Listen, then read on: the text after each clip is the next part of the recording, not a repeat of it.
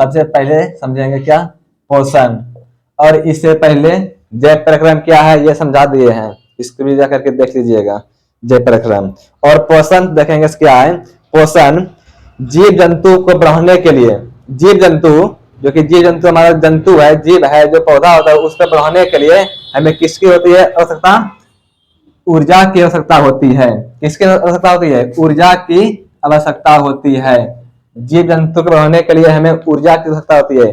जैसे हम ही लोग को, जैसे कि अगर अभी कोई छोटा बच्चा होता है, तो अभी बच्चा है तो वो अपनी माँ का दूध पीता है, तो वो माँ के दूध में ही प्रोटीन मिलता है उसको, और हम लोग को ऊर्जा की आवश्यकता होती है, जिसके कारण हमको तंदुरुस्त मिलता है, तंदुरुस्ती मिलती है। और उसी प्रकार से जीव जंतु को भी अगर बढ़ाना चाहिए तो उसमें ऊर्जा की आवश्यकता होती है।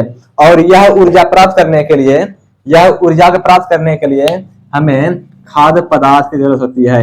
किसका, खाद्य पदार्थ की जरूरत होती है, खाद्य पदार्थ, यानी कि ऊर्जा हमको प्राप्त करने के लिए खाद्य पदार्थ की जरूरत होती है। और खाद्य पदार्थ का जो जरूरत होता है, तो इसके बाद हमको इस दोनों से क्या प्राप्त होता है, जीव जंतु की वृद्धि होती है। ठीक है, अब इसका अगला टॉपिक है कि शोषण क्या चीज है। शोषण, जब हमें पोषण को प्राप्त करना होता है, शोषण के द्वारा जब जटिल पदार्थ की आवश्यकता होती है, किसकी आवश्यकता, जटिल पदार्थ की जो आवश्यकता होती है, और उस जटिल पदार्थ से जो खाद्य जरूरत होती है, जिसे कि पोषण प्राप्त होता है। पोषण में जो कि जीव जंतु आता है, और शोषण में है, पोषण के द्वारा जब जटिल पदार्थ की आवश्यकता होती है, और उस जटिल पदार्थ से अपचयन की क्रिया उत्पन्न होता है। किसका क्रिया, अपचयन, किसका, अपचयन की क्रिया उत्पन्न होता है। और अपचयन की क्रिया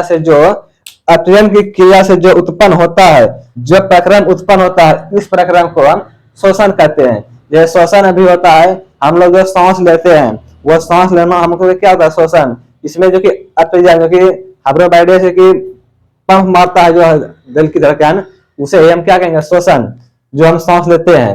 ठीक है, और इसके बाद इसमें आएगा कि पोषण कितने प्रकार के होते हैं। पोषण 2 प्रकार के, सबसे पहला नंबर स्वपोषण। स्वपोषण क्या चीज है, स्वपोषण उसे कहते हैं वैसा जीव जो भोजन के लिए किसी अन्य जीव पर निर्भर नहीं करता हो, वैसा जीव जो अपना भोजन के लिए किसी अन्य जीव पर निर्भर नहीं करता, बल्कि वो अपना स्वयं बनाता हो। जैसे हम लोग अपना भोजन के लिए किसी अन्य जीव पर निर्भर नहीं करते, किसी पर निर्भर नहीं करते हैं कि वो भोजन बना कर हम तब प्राप्त अंदर लेंगे, ग्रहण करेंगे, नहीं। वैसा जीव जो अपने भोजन के लिए किसी अन्य जीव पर निर्भर नहीं करता हो, उसे हम क्या कहेंगे, स्वपोषण कहेंगे। उसे हम क्या कहेंगे, स्वपोषण कहेंगे।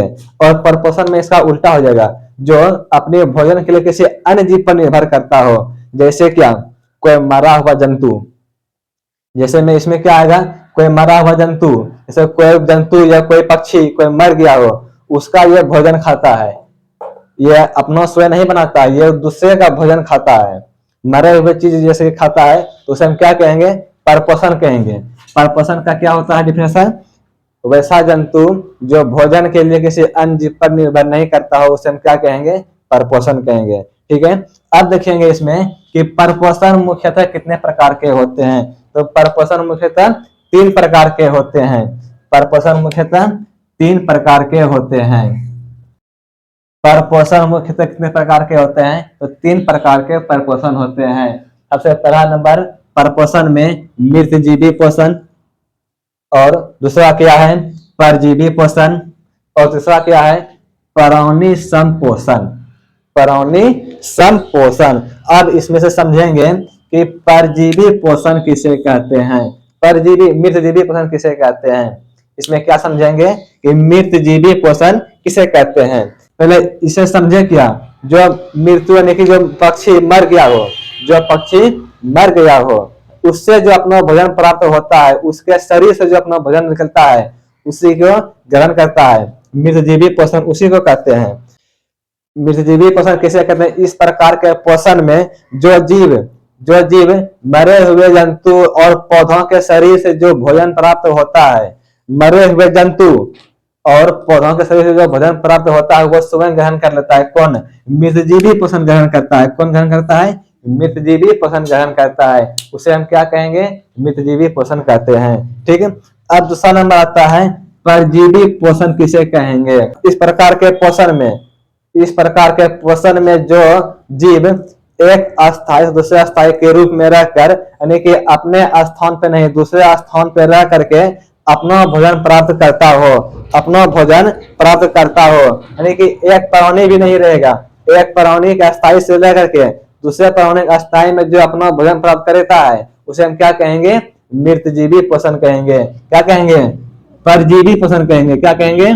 परजीवी पोषण कहेंगे। ठीक है, जो कि इसका उदाहरण होता है गोलकृमि, अमीबा। जैसे अमीबा देखिए, अमीबा का कोई निश्चित आकार नहीं होता है, वह अपना आकार बदलते रहता है। इस प्रकार के पोषण को हम क्या कहेंगे? परजीवी पोषण कहेंगे, यानी कि जो एक अस्थायी रूप में नहीं रहता है, वो अनेक एक दूसरे स्थान में बदलते रहता है, उसे हम क्या कहेंगे? परजीवी कहेंगे। और तीसरा नंबर क्या है? परौनी संपोषण। परौनी संपोषण जीव क्या है? वैसा जीव जिसमें परौनी अपना भोजन ठोस या तरल के रूप में ग्रहण करता हो। परौनी अपना भोजन ठोस या तरल के रूप में ग्रहण करता हो, उसे हम क्या कहेंगे? परौनी संपोषण, यानी कि परौनी जिसमें कि परान हो, जिसमें कि क्या हो? परान हो, और वह अपने से भोजन ग्रहण करता हो। किस रूप में? ठोस के रूप में या तरल के रूप में या द्रव के रूप में, जो अपना भोजन स्वयं प्राप्त करता हो, उसे हम क्या कहेंगे? परौनी संपोषक कहेंगे। और जो कि एक अस्थायी से दूसरे अस्थायी में नहीं बदलता हो, जो क्या नहीं होता हो? एक अस्थायी से दूसरे अस्थायी में नहीं बदलता हो। जैसे मेढक अपना कभी मेढक ऐसा कभी होता है कि मेढक आज ऐसा है तो कल ऐसा हो जाएगा? कभी हुआ है? मेढक अपना आकार नहीं बदलता है। मेढक हो गया, मनुष्य हो गया, जीव हो गया, जंतु हो गया, ये सब अपना आकार नहीं बदलता है। इस लेखा से इसे हम क्या कहेंगे? परौनी संपोषण कहेंगे। और मेढक तो जमीन के अंदर रह करके ही, जैसे जलीय जंतु क्या होता है? जलीय जंतु क्या होगा? मगरमच्छ, मछली जंतु, वो अपना आकार नहीं बदलता है, उसे हम क्या कहेंगे? परौनी संपोषण कहेंगे। ठीक है।